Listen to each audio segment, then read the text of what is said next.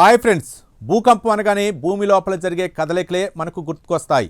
కానీ కోట్ల కిలోమీటర్ల దూరంలో ఉన్న సూర్యుడు మన భూమిని వణికించగలడని మీకు తెలుసా? సూర్యుడి నుండి వచ్చే భారీ మంటలు మన భూమిపై భూకంపాలకు దారితీస్తాయని జపాన్ శాస్త్రవేత్తలు ఒక షాకింగ్ థియరీని బయటపెట్టారు. అంతరిక్షానికి భూకంపాలకు మధ్య ఉన్న ఆ వింత సంబంధం ఏంటో ఇప్పుడు చూద్దాం.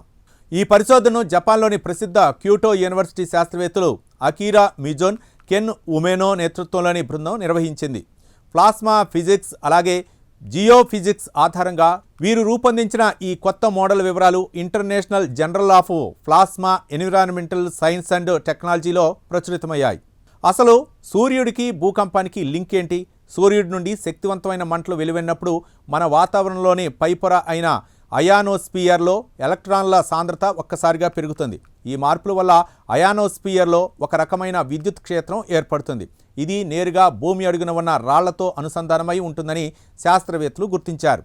ఇక శాస్త్రవేత్తల ప్రకారం భూమి లోపల పగుళ్ళు ఉన్న ప్రాంతంలో విపరీతమైన వేడి, పీడనం మధ్య నీరు ఉంటుంది. ఈ ప్రాంతాలు ఒక కెపాసిటర్ లాగా పనిచేస్తాయి. అయానోస్పియర్లో విద్యుత్ ఛార్జ్ పెరిగినప్పుడు అది భూమి అడుగున ఉన్న ఈ పగుల్లో ఎలక్ట్రోస్టాటిక్ ప్రెజర్ను సృష్టిస్తుంది. ఈ ఒత్తిడి పెరిగి ఇప్పటికీ బలంగా ఉన్న భూగర్భ పొరలు ఒక్కసారిగా విరిగి భూకంపాలకు దారితీస్తాయి. ఈ థియరీని బలపరచడానికి శాస్త్రవేత్తలు ఒక ఉదాహరణను చూపిస్తున్నారు.